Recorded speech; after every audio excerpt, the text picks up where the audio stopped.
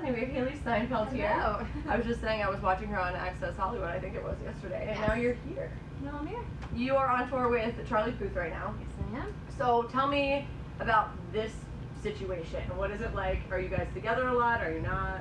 Yeah, it's kind of funny. Like, touring is a funny thing. You think that you're like with that person 24/7, but like buses leave at different times. You get to venues at different times, and luckily we're friends, so we get to hang out and make the effort to see each other. But a lot of the times, like, it's crazy. Like, you could go 3 months on a tour with somebody and see them 2 times. Yeah. So when you are hanging out, what are you doing? Because I feel like different people have different things they like to kind of relax with. We got really lucky. We were in a city with an incredible venue. It literally, we kept saying it was like an adult summer camp. It had like a pool and bikes and a lake and bounce houses and all that, like literally backstage, right? So we, after our show, hung out by the pool and listened to music all night and danced and screamed for way too long. I legit have goosebumps because I'm like, I want to go to this venue.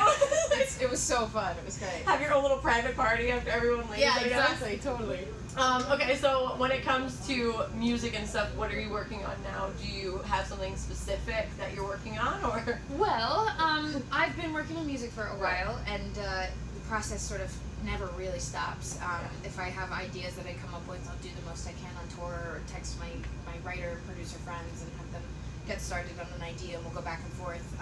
But I'm on tour, obviously, so I'm focused on that. Yeah. And got movies coming out at the end of the year and such, so it's lots happening. We gotta talk about the movie too. When you get a good idea, who's the first person you text? Ooh, it depends. It depends on, like, what the idea is and who I'm currently working with at the time. Yeah, I don't know. It's kind of always different, really. I'm performing a new song on the road right now, and the production I did with my friends Blood Pop and Grey, Dead Starving. Mm-hmm. And we've just been going back and forth just since I've been on the road on like changes we can make, and it's always fun to like do certain specific versions of songs live, because it's just kind of an excuse to play around and do something a little extra. But that's fun. It's a good time. How much of the show do you change each day? Like, are you always kind of playing around with certain songs? Do you have one song that you're like, each week it's gonna, or each night it's gonna be different? Well, not necessarily, not yet. We're still sort of at the beginning of the tour, and I'm just kind of figuring out what it is I want to switch around and change up. Yeah. So I've yet to really make those changes, but I don't know, I do like the idea of like constantly switching back and forth between a song or two, like, you know, switching the order of them just because it kind of keeps it fresh and exciting. Because it's interesting that, I mean, and I think with most of showbiz things, it's like when you're doing the same thing over and over again, even though you're seeing different crowds, in your own mind you have to make it fresh. Totally. Because it starts to get, I mean, like, you know, there are similar intros to every song, because of timing and whatnot, you gotta stay with it.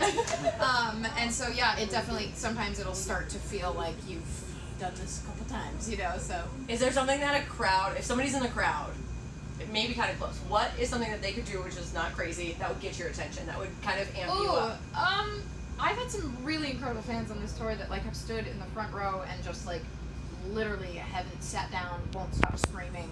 I love signs. I love when people make signs. I think that's so great. And I always spot people in my merch, which I think is awesome. I love You watch beforehand and you're like, I'm looking right. to see I'm like peeking out while my dancers are doing the intro. I'm like, where are they? Now everyone's gonna go buy merch. This is working perfectly. Right. Okay, movies. What is awesome about you is I feel like you so easily just go back and forth between music and movies. I'm not sure if it's easy for you. It's a little challenging, but how do you schedule all of that, and what is it like in your head? I mean, are you able to separate it, or is it all just kind of one life for you? Well, both. I feel like whenever I'm in whatever I'm doing, right now it's touring and music, I'm fully focused on that. At the end of the year, I'll be working on a TV show for Apple, and so I feel like once that's done, I'll be in that mindset. All the things. I know, all the things. So, like, right now, it's like I've got it, it's all on paper and it's all in my mind and it's all jumbled up, but, like, when I'm in it, I'm in that. So, that's incredible. Let's talk about the movie that's coming out. When is it? It comes out near Christmas. Transformers, Bumblebee. We were just at Comic-Con with it, and we showed some exclusive footage, which was exciting because it was the first time I saw it. And it's great to see a movie like that come together, because you shoot it, and it's like 90% special effects. Right. So the 3 months of shooting for me consisted of like talking to nothing. So it's great when you see the movie and there's actually something there. How do you do that? How do you not bust out laughing when you're just like talking? Was it somebody dressed up in foam, or I've seen some weird? So we had a couple like versions of Bumblebee. All right. So for the majority of the time it was a tennis ball on a stick. A couple times I'd come to set and it'd have a little smiley face on it. At one point we had like a guy on stilts to give me sort of the feel of what it would be like if he were moving around me. And what else? They did create like a torso, a Bumblebee torso. So it was like his head, and you know, so that was there. But yeah, very interesting. My imagination was definitely put to the test.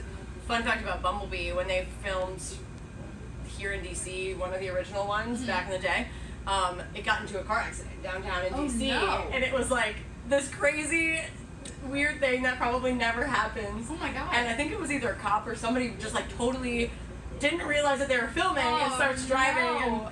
And but so whenever I see Transformers now, that's all you think about it. Amazing. And really quick, I do want to touch on what I saw you say yesterday about writing down your goals. And you said if you write them down, you're more likely to complete them. And I write down a to-do list every day. So I love that you say that. And do you write down your big goals too, or is it? I write down everything, literally from like my goals, short-term, long-term, to grocery list, to to-do list, to what I'm going to pack in a carry-on. Like, I literally write everything down. And I've learned since I've partnered with the Post brand that you are 42% more likely to achieve your goals if you write them down. So I am a firm believer in that. You need to see my office because I have, I think, 10 rows of Post-its on my wonderful. desk because I write down everything. Love it. People think I'm crazy. They're like, just put it on a note on your phone. I'm like, no, there's something about writing writing it down. I do it too. Even if I put it in my phone, I'll have to eventually write it. Same with my calendar. I have to have a written calendar and a... Same. So true. Love it. Love it. Well, thank you so much, Hailee Steinfeld, for coming by and all these things that you have coming up. So exciting. Thank you so much. Thanks.